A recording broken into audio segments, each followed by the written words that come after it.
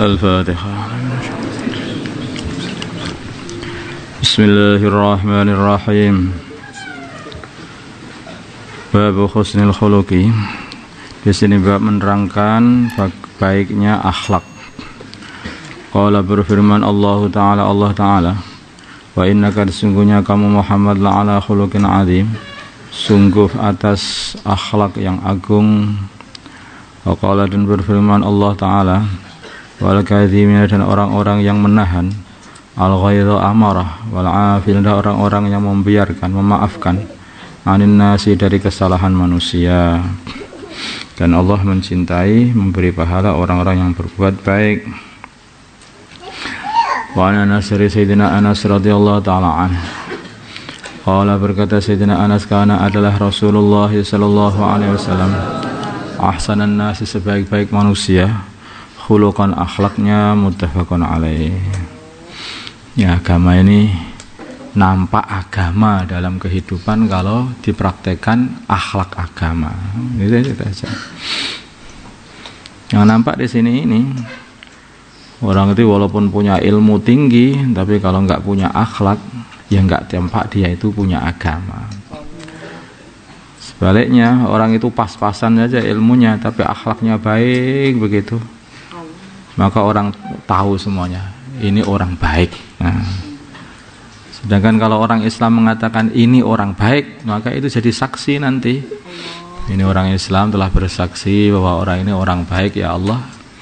Nah, ya, akhirnya jadi saksi sebagai kebaikan orang itu.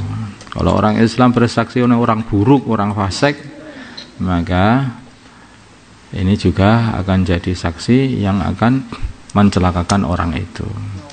Maka ada dua mayat yang lewat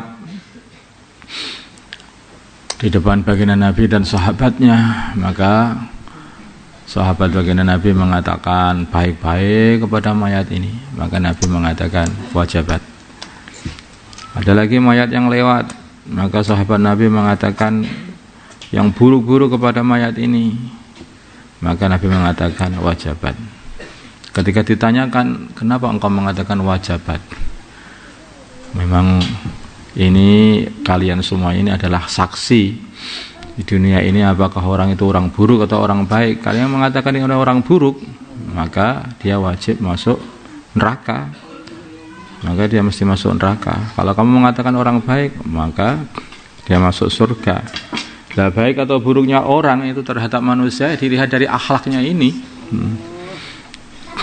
Dilihat dari akhlaknya ini. Wa anhu dan dari Abu Hurairah, baginda Nabi itu dipuji-puji oleh Allah dalam Al-Quran ini, surat Nun ini, yaitu dipuji urusan akhlaknya. Wa anhu dan dari Sayyidina Anas, qala berkata Sayyidina Anas, ma masistu aku tidak menyentuh dibajan sutra dibaj, wala harirun dan tidak pura sutra harir, alyana lebih lembut, alyana yang lebih lembut, min kafi Rasulillahi melebihi telapak tangannya Rasulullah sallallahu alaihi wasallam. Yang ini kemarin sudah disampaikan, maksudnya ini mungkin juga apa itu dohirnya begini, arti telapak tangannya Rasulullah memang begitu lembut begitu, tapi mempunyai makna juga bagaimana lembutnya akhlaknya baginda Nabi melebihi kelembutan kehalusan sutra, itulah tangannya itu. Tangan ini karena dibuat, kebanyakan orang itu berbuat sesuatu kebaikan ataupun keburukan dengan tangannya, maka diumpamakan yaitu perbuatan seseorang itu sebagai tangan. Saking lembutnya perbuatan baginda Nabi, baiknya akhlak baginda Nabi, maka dibuat satu permisalan, yaitu tangan baginda Nabi ini lebih lembut melebihi daripada sutra. Wala syamamtu dan aku tidak pernah mencium raihatan, bau qattu sama sekali, atyaba yang lebih wangi, min raihati Rasulillah, dari baunya Rasulullah sallallahu alaihi wasallam. Ya, memang baginda Nabi ini, artinya baginda Nabi itu kelembutannya bukan hanya di akhlak saja, Sampai urusan bau badan beliau pun juga dijaga, walaupun memang asli, memang bau beliau itu wangi, tetapi baginda Nabi juga pakai minyak wangi supaya orang di sekitarnya ini tidak terganggu. Ada orang itu ya sudah baik sebetulnya orangnya ini, tapi ganggu orang mana-mana itu, karena baunya tidak enak. Makanya kenapa tuh orang itu kalau suruh mandi dulu itu sebelum Jumatan itu. Dan mandi Jumat itu yang terbaik, itu yang paling dekat dengan berangkatnya ke Jumatan, itu supaya nanti tidak menyakiti saudara Islamnya. Nah ini nanti apa bau saja sakit ya, kamu sudah sering bau kentut ya akhirnya ya kamu nggak sakit. Semua orang mesti tidak suka dengan bau, buktinya salah satu ada yang kentut mesti dicari-cari mana yang kentut, mana yang kentut, mana yang kentut. Kamu tidak akan suka. Karena itulah buat bau yang baik, maka biar nyaman saudara-saudara Islam. Itu maksudnya seperti itu. Tetapi kalau niatnya salah, nanti malah dibuat gaya, nah, seperti itu. Itu malah akhirnya jadi salah. Kalau orang laki-laki, baiknya minyak wanginya itu yang baunya kuat. Kalau perempuan itu yang baunya semakin lembut atau itu semakin baik. Perempuan jangan yang kuat baunya, belum datang aja sudah ada baunya. Setelah lewat itu sudah jauh sekilo itu masih berbau. Apa semua orang disuruh seperti anjing nyium bau dia semuanya? Itu enggak baik, itu perempuan itu enggak baik.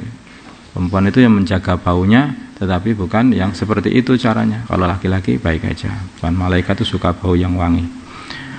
Walaqad khadamtu, dan sungguh aku telah membantu menghadimi Rasulullah sallallahu alaihi wasallam asas ini selama 10 tahun. Fama qala, maka beliau tidak berkata li kepada aku qattu sama sekali uffin, kata-kata untuk mencegah. Wala qala, dan beliau tidak berkata li syai'in kepada sesuatu fa'altuhu yang aku buat perkara itu, lima fa'altahu, kenapa kamu berbuat begini, wala syai'in lam af'aluhu, dan tidak pula berkata kepada perkara yang aku tidak buat, ala fa'altaka, tidakkah kamu mau berbuat begini. Tidak, di bagian Nabi ya saking lembutnya itu sampai tidak pernah menegur. Tidak pernah menegur. Artinya bukan berarti tidak amar ma'ruf mungkar, enggak. Artinya kalau perkara itu enggak perlu ditegur, itu enggak perlu ditegur. Kan ada orang itu yang cerewet gitu loh. Jadi sebetulnya enggak perlu ditegur, juga tidak salah. Kenapa kamu enggak berbuat begini? Kenapa kamu kok buat begini? Gara-gara kamu ini. Jadi apa-apa ditegur. Nah, ini itu saja bagian Nabi enggak. Nanti kalau orang-orang tua biasa berkata seperti itu kepada anaknya, guru biasa berkata seperti itu kepada murid-muridnya. Tapi Nabi enggak, lembut begitu. Akhlak baginda Nabi itu dilihat saja itu orang pengen menirukan. Maka orang itu enggak perlu ditegur-tegur begitu itu. Kenapa tahu kita enggak perlu negur anak kita? Kenapa kita ini perlu negur murid-murid kita? Seperti itu. Itu dikarenakan akhlak kita itu enggak jadi contoh untuk mereka. Maka akhirnya mereka itu salah aja. Lah enggak ada contohnya loh. Akhirnya kita negur terus saja. Tapi baginda Nabi contoh yang baik, orang melihat saja itu sudah langsung pengen mengikuti. Maka enggak perlu orang itu ditegur oleh baginda Nabi. Maka khidmat kepada baginda Nabi selama 10 tahun, baginda Nabi tidak perlu menegur Sayyidina Anas. Makanya tambah hari tambah cinta kepada baginda Nabi. Baginda Nabi Muhammad sallallahu alaihi wasallam sudah wafat. Beliau Sayyidina Anas bin Malik ini mengatakan, aku tidak pernah tidur kecuali mesti mimpi ketemu Nabi, katanya. Karena orang itu akan memimpikan apa yang dia cintai,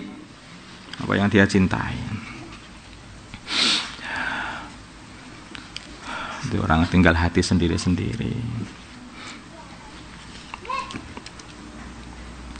Allahumma salli ala sayyidina Muhammad wa ala ali sayyidina Muhammad wa sallallahu wasallam wa barakta wa taraham ala sayyidina Ibrahim wa ala ali sayyidina Ibrahim fil alamin innaka Hamidum Majid.